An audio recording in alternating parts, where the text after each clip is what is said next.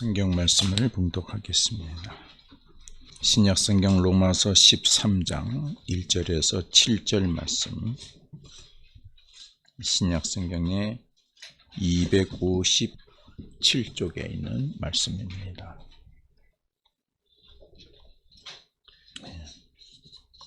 말씀을 봉독하겠습니다. 각 사람은 위에 있는 권세들에게 복종하라. 권세는 하나님으로부터 나지 않음이 없나니 모든 권세는 다 하나님께서 정하신 바라. 그러므로 권세를 거스리는 자는 하나님의 명을 거스림이니 거스리는 자들은 심판을 자취하리라. 다스리는 자들은 선한 일에 대하여 두려움이 되지 않고 악한 일에 대하여 되나니 네가 권세를 두려워하지 아니하려느냐? 선을 행하라. 그리하면 그에게 칭찬을 받으리라. 그는 하나님의 사역자가 되어 네게 선을 베푸는 자니라. 그러나 네가 악을 행하거든 두려워하라. 그가 공연히 칼을 가지지 아니하였으니 곧 하나님의 사역자가 되어 악을 행하는 자에게 진노하심을 따라 보응하는 자니라. 그러므로 복종하지 아니할 수 없으니 진노 때문에 할 것이 아니라 양심을 따라 할 것이라. 너희가 조세를 바치는 것도 이로 말미암음이라. 그들이 하나님의 일꾼이 되어 바로 이 일에 항상 힘쓰느니라. 모든 자에게 줄 것을 주되 조세를 받을 자에게 조세를 바치고 관세를 받을 자에게 관세를 바치고 두려워할 자를 두려워하며 존경할 자를 존경하라. 아멘. 오늘 말씀 중심으로 해서 세상 나라에 대한 성도의 자세라고 하는 제목으로 말씀을 증거할 때에 하나님께서 저와 여러분 모두에게 큰 은혜 주시기를 기원합니다. 오늘 본문에서 바울은 성도는 세상의 권세자들에게 복종하라 이렇게 말씀하고 있습니다.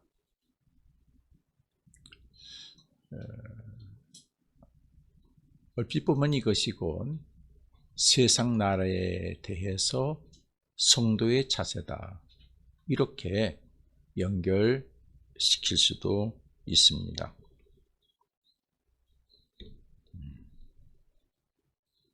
오늘 바울이 1절에서 각 사람은 위에 있는 권세자들에게 복종하라. 그리고 이어지는 설명에서 1절 하반절과 2절에서 보시면은 권세는 하나님으로부터 나지 않음이 없나니 하나님으로부터 오는 것이다. 권세는. 그러니까 모든 권세는 다 하나님께서 정하신 바라. 그러므로 권세를 거스리는 자는 하나님의 영을 거스린다. 점점 두렵고 어려운 얘기가 되죠. 그래서 권세를 거스리는 자는 심판을 자취하리라. 이것이 1절, 2절의 말씀입니다. 요즘 현대사회에서는 용납하기가 어려운, 쉽지 않은 그런 내용이 되겠습니다. 특별히 독재 정권이나 잘못된 권세를 가지고 악을 행하는 국가, 최근에 미얀마 같은 나라, 그런 데서는 절대 용납할 수 없는 그러한 내용이죠. 말씀이죠. 그렇죠? 그러니까 권세자가 악을 행한단 말이죠. 그런데 성서는 그들에게 복종하라. 그들은 하나님이 내신 자다. 이런 논리로 말씀하고 있습니다. 과거 우리나라에서도 군사 독재 시절 당시에 그 총리가 로마서 13장 1절의 말씀을 언급하면서 교회는 정치에 관여해서 안 된다. 교회와 모든 백성들은, 성도들도 국가 정책에 복종해야 한다는 그런 주장을 했습니다. 그때 이러한 주장으로 인해서 교회가 두 그룹으로 나뉘어졌습니다. 신학의 보수 진보가 아니라 정치의 보수 진보로 교회가 나뉘어지기 시작을 했습니다. 그래서 하나는 교회는 정치에 관여해서는 안 되고 국가 정치에 절대 따라야 된다 하는 이제 그룹이 있었고, 또 한 그룹은 국가 권력이 불의할 때는 그때는 무조건 복종해서는 안 된다. 교회가 국가의 정의를 지켜나가게 하는 그런 사명이 있다. 이렇게 생각을 가지고 있는 그룹이 있었습니다.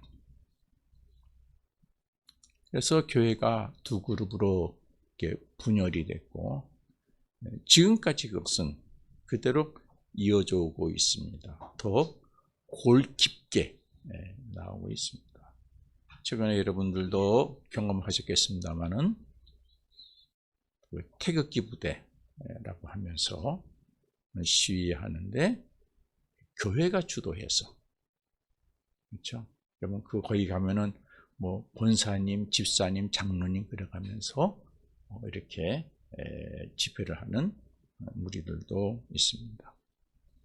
앞에서 잠깐 언급을 했습니다만은 우리 신학의 보수적인 신앙 또는 신학, 난 좀 진보적인 신앙 또는 신학, 이것이 아니라 교회가 정치의 보수, 정치의 진보로 이렇게 나뉘어지는 듯한 그런 현상이 우리나라에 있습니다. 참 불행한 일이라고 생각을 합니다. 오늘 본문의 말씀은 참 무거운 말씀이고 또 큰 뜻을 가지고 있는 말씀입니다.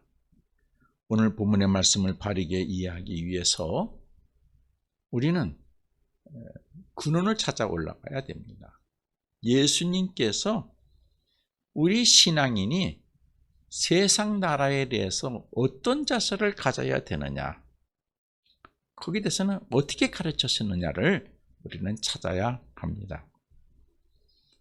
마태복음 22장에 보면은 그런 내용이 있습니다. 여러분들도 잘 아시는 내용입니다.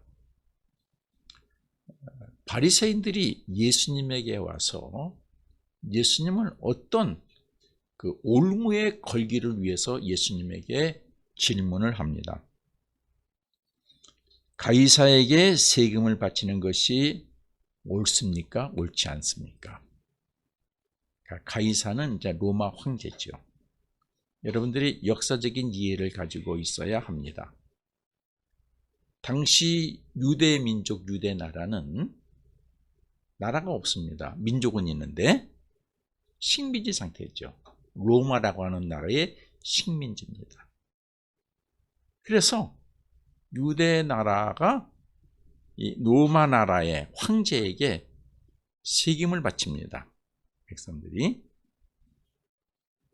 그런데 유대 나라는 하나님을 믿는 민족이죠. 하나님을 최고의 신으로 섬기는 민족이죠. 그들에게 갈등이 있죠.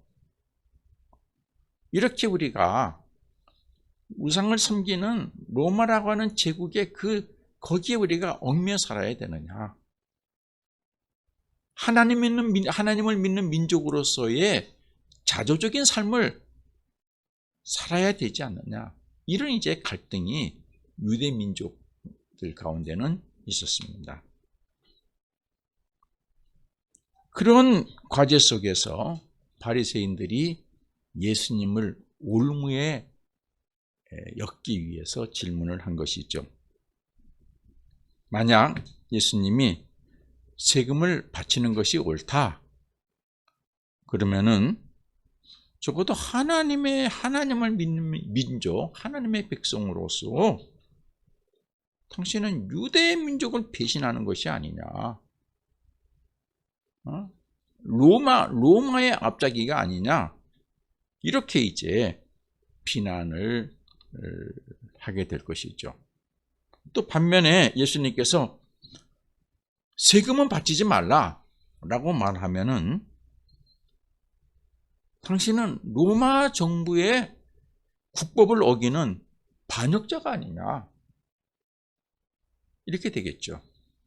그래서 둘 중에 하나의 답을 기대하고 그 둘 중에 하나의 답에 대해서 예수를 올무에 엮으려고 그렇게 질문을 한 것입니다.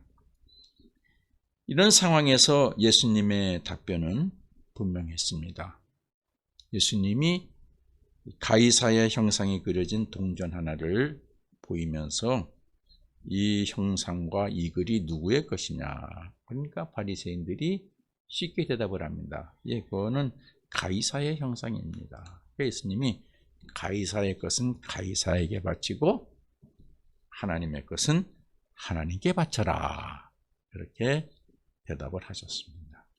바리새인들이 자기네들이 원하는 답변이 나오지 않자 흩어졌다 하는 얘기가 마태복음 22장에 있습니다. 당시 성전에 바치는 헌금과 세금은 성전이 만든 또 다른 화폐가, 독자적인 화폐가 있었습니다. 우리는 이 예수님의 말씀에서 하나님을 믿는 사람, 특별히 그리스도인들이 세상 나라에 대해서 가져야 할 기본적인 자세의 답을 찾을 수 있다고 생각을 합니다. 무엇이냐 그러면은 우리 신앙인은, 그리스도인은 하나님 나라를 향한 의무를 충실하게 해야 된다. 하나님의 것은 하나님에게 바쳐라. 하나님의 나라에 대한 의무는 충실하게 해야 된다. 또 반면 세상 나라에 대한 의무를 동시에 해야 된다. 라는 말씀이 되겠습니다. 여러분, 우리가 사람이 살 때 기본적인 규율이 있죠. 법이 있죠. 법도 이 단계가 있습니다. 하위법이 있고 상위법이 있습니다. 그러니까 우리나라의 법의 최고법은 헌법이 있죠.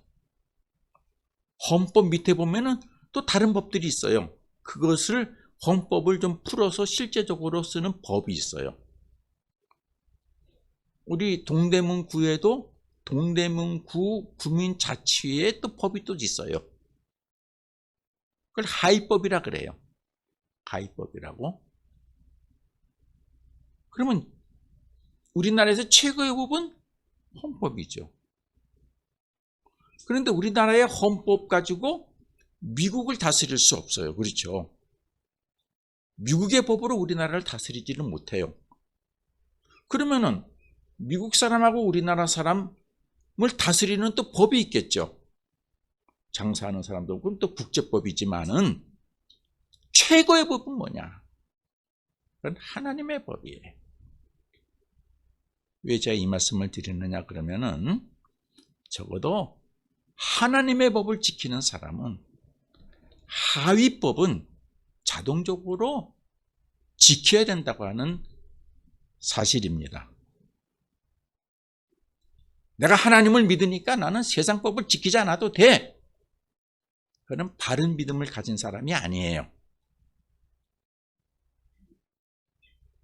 하나님의 법을 지키는 사람은 하위법이 하나님의 법에 어긋나지 않는 이상, 악법이 아닌 이상은 그 법을 지켜야 돼요. 그것이 원칙이에요. 그래서 품이 있는 사람은 하위법을 철저하게 지키죠. 그렇죠? 그렇지 않습니까? 그러니까 세상에서 막 사는 사람들은 상위법은 안 지키는 것은 물론이고 하위법도 안 지키는 거예요. 그러니까 적어도 큰 뜻을 가지고 사는 사람은 하위법은 물론이지만은 상위법을 철저하게 지키는 걸 여러분 아시기를 바랍니다. 그러니까 교회는 세상에서 최고의 법을 지키는 종교 단체예요. 그렇죠?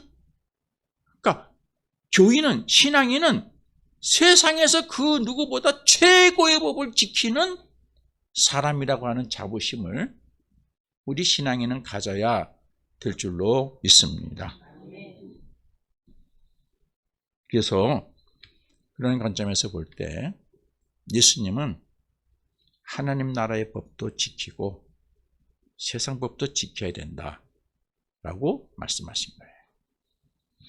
오늘 로마서 13장 본문의 말씀도 이 예수님 가르침의 관점에서 해석해야 합니다. 즉 세상 나라에 대한 성도의 자세는 하나님 나라를 향한 의무와 세상 나라를 향한 의무를 동시에 가져야 된다고 하는 관점에서 해석해야 되는 것입니다. 그러면은 우리 성도가 하나님 나라를 향한 의무와 세상 나라를 향한 의무가 무엇인가 하는 것이죠. 오늘 바울도 본문에서 우리 그리스도인이 하나님 나라를 향한 의무와 세상 나라를 향한 의무를 말씀하고 있습니다. 거기다 보면은 세상 나라에 대한 의무만 얘기하고 있는 것 같죠? 안 그래요. 본문에도 우리 성도가 하나님 나라를 향한 의무도 본문에 아주 묘하게 말씀하고 있어요. 1절, 2절에 보면은 성도가 세상 나라를 향한 의무를 말하죠. 권세자들에게 복종해라. 하나님이 세운 권세자들이다. 복종해라. 그렇게 말하고 있습니다. 그런데 여러분 4절을 보면은 여기에 하나님 나라에 대한 우리의 의무를 반어법적으로 설명하고 있어요. 이 4절 상반절에 뭐가 되어 있느냐 그러면은 세상 나라 권세자의 자격이 말씀되고 있습니다. 그렇죠? 이 세상 나라 권세자의 자격은 곧 뭐냐? 성도가 하나님 나라를 향한 의무와 깊은 관련이 있는 내용인 것이죠. 뭐라고 했습니까? 그는, 권세자는 하나님의 사역자가 된다. 하나님의 사역자다. 네? 하나님의 사역자다. 그리고 그가 하는 일은 너희에게, 백성들에게 선을 베푸는 것이다. 이게 세상 권세자의 자격입니다. 믿으시기 바랍니다. 그렇죠? 여러분, 우리도 대통령 선거를 했어요. 네? 그 사람 우리가 왕으로 뽑았습니까? 대통령으로 뽑은 거예요. 그렇죠? 왕으로 뽑은 거 아니에요. 대통령으로 뽑은 거예요. 그가 우리를 막 자기 마음대로 이리 가라 저리 가라 그렇게 하라고 우리가 뽑았습니까? 아니에요. 이 백성들을 선으로 인도하고 우리를 대신해서 나라를 좀 잘 살림을 잘해서 나라를 국가의 그 국격을 높이고 나라를 부강하게 만들어 주라고 뽑은 거예요. 그래서 우리가 그 사람에게 공짜로 일을 맡깁니까? 백성들이 세금을 내가지고 월급을 줘요. 월급만 주는 것이 아니라 활동하고 하는 모든 것들은 경비를 나라가 다 대줘요. 그렇지 않습니까? 그 뭐냐? 권세자는 우리가 바울이 로마에서 말하는 것은 권세자는 하나님의 사역자다. 하나님의 심부름꾼이다. 하나님의 직임을 맡은 존재다. 그리고 그는 백성들에게 선을 베푸는 일을 꼭 해야 된다. 선이 뭐예요? 하나님의 뜻을 이루어내는 일이죠. 그걸 해야 된다. 그게 권세자다. 이것이 오늘 본문에서 속으로 감춰져 있지만은 우리가 찾아내서 읽어야 될 보화의 말씀인 줄로 믿습니다. 그러니까 오늘 본문에서 핵심은 이 말씀이에요. 하나님의 사역자로서 선을 베풀려고 할 때 너희 성도들은 적극적으로 순종해라, 복종해라. 그런 뜻이 되겠습니다. 그러니까 하나님의 사역자라고 하는 것은 절대 군주가 되어서는 안 된다는 얘기죠.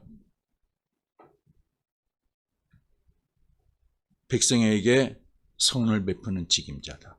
만약 그가 백성에게 선을 베풀지 아니하고 백성에게 자기 유익을 위해서 악을 행하고 백성의 삶을 나몰라라 하고 고난에 빠뜨린다면은 그는 권세자로서 자격이 있습니까? 없습니까? 없지요. 인정하세요? 그럼 어떻게 해야 돼? 우리가 최근 여러분들이 살았던 시대에서도 현 세대에서도 백성에게 선을 베풀지 아니한 권세자에게 그를 권세자로 인정하지 않고 권세자의 자격을 박탈하는 탄핵 절차를 밟은 적이 있습니까? 없습니까? 이게 잘못된 거예요? 아니죠. 그런데 가진 자들은 권세자에게 무조건 백성들이 복종해야 된다고 하는 왕정시대의 사고를 가지고 그렇게 권세자의 권력을 누리려고 하는 욕구가 있는 것이죠. 그걸 백성들이 용납하면 안 되는 것이죠. 그걸 거부해야 돼요. 거기에 사명을 받은 사람이 누굽니까? 그 사명을 받은 사람이 누구예요? 기독교인이. 왜? 기독교의 신학은 이 세상의 모든 것의 중간자는 누구예요? 권세자가 아니고 하나님이에요. 하나님이 이 영역을 그에게 직임을 맡긴 것이죠. 그러므로 하나님의 백성은 신앙적으로 그 직임자가 하나님의 직임자로서 선을 제대로 하는지 안 하는지를 감시해야 될 의무가 있죠. 그를 동시에 하나님이 우리에게 맡겨주신 거예요. 우리에게도. 네? 의무예요. 어떤 신학자는 우리에게 우리에게 맡겨진 위임이다. 그렇게 얘기한 사람도 있지만 어떻든 의무예요. 교회에 맡겨진 의무예요. 그러니까 교회는 세상을 이렇게 관찰해야 될 책임이 있어요. 책임이 있어요.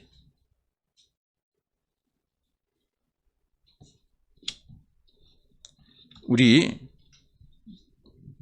교회와 성도들에게만 그 의무를 준 것이 아니라 우리 그 의무가 국민들에게도 있죠.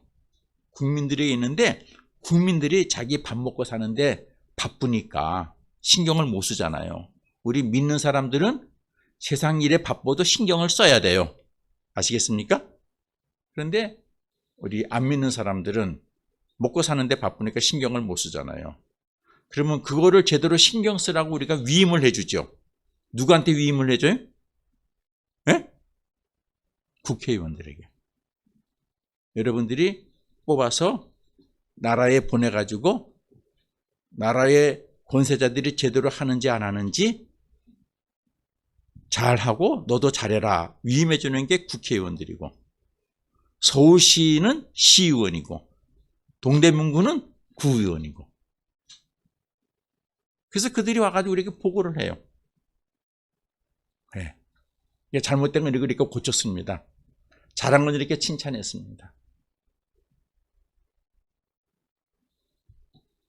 여러분, 교회가 그냥 모여서 예배만 드리고 나만 구원받고 나만 하나님의 복을 받겠다 그러면은 그것은 바른 신앙이 아니에요. 하나님을 아주 미신의 작은 신과 같은 격을 낮춰버리는 거예요. 우리 기독교의 신 하나님은 전능하신 신이시고 창조의 신이시고 모든 나라와 우주를 주관하시는 신이신 것을 여러분들이 믿고 고백하신다고 하면은 그 하나님을 믿는 하나님의 백성은 이 세계가 어떻게 돌아가는지, 지금 이 지구가 어떻게 지금 아파하고 어떻게 병들어가고 망해가는지, 이 나라가 어떻게 돌아가는지에 대해서 관심하고 그에 대해서 말할 수 있는 입이 있어야 되는 줄로 믿습니다. 우리 2차 세계대전 때 독일에 목사님 한 분이 계세요. 여러분들이 잘 아시는 본 헤퍼라고 하는 목사님이 계시는데, 독일 나치 히틀러 때 활동했던 목회자였어요. 대단히 똑똑하신 분이에요. 20살에 박사학위를 받으신 분이에요. 그는 이런 신앙을 분명히 가지고 있었어요. 그래서 독일의 권세자 히틀러의 독재에 대해서 분명한 얘기를 합니다. 그는 이런 예화를 하나 들었어요. 만일 미친 사람이 이 독일의 수도 베들린의 번화한 거리에서 인도로 차를 몰고 다닌다고 하면은 나는 목사로서 그래서 죽은 자를 장사하고 죽은 자의 가정을 위로하는 것으로 만족할 수 없다. 내가 만일 그 장소에 있다면은 나는 뛰어들어가서 그 미친 운전사가 운전을 하지 못하도록 막을 것이다. 그랬죠. 여러분 어떻게 해석하세요? 그것이 우리 기독교인이 가져야 될 세상을 향한 기본적인 자세인 줄로 믿습니다. 운전을 잘하면은 복종하고 도와주고 그래야 되지만은 악을 행할 때는 뛰어들어가서 못하게 막아야 되는 것이죠. 그 보네포 목사님은 어떻든 그렇게 활동하다가 1943년에 체포되죠. 그래서 감옥에 갇히게 됩니다. 감옥에서도 글을 써요. 굉장히 신학적인 글이죠. 한번 들어보세요. 그리스도인이 된다는 것은 자기를 인위적으로 죄인으로나 회개하는 자로나 성자로서 만드는 것이 아니라 다만 하나의 인간이 되는 것을 의미한다. 하나님 앞에 진정한 인간, 하나님에게 창조받은 그 본래의 인간, 하나님의 형상을 가지고 있는 그 본래의 인간이 되는 것이 바로 그리스도인이 되는 것이다. 그럴 때 세상은 그 그리스도인을 보면서 우리가 저렇게 살아야 되겠다. 그걸 배우게 되는 것이죠. 이 인간은 그리스도가 우리 안에서 창조하는 새로운 인간이다. 한 인간은 특정한 종교적 행위를 통해서가 아니라 이 세계에서 신의 고난에 동참함으로써 새로운 인간이 되고 그리스도인이 되는 것이다. 그런 글을 썼어요. 여러분 오늘 이 로마서 13장 말씀은 대단히 큰 말씀이에요. 국가를 품는 말씀이에요. 이 보네포 목사님이 옥중에서 쓴 이 글은 우리 기독교 신앙은 나만을 위한 신앙이 되어서는 안 된다 하는 말씀이죠. 하나님이 창조하신 세상을 지키고 구원하는 사명을 이루는 신앙이어야 함을 말씀하고 있습니다.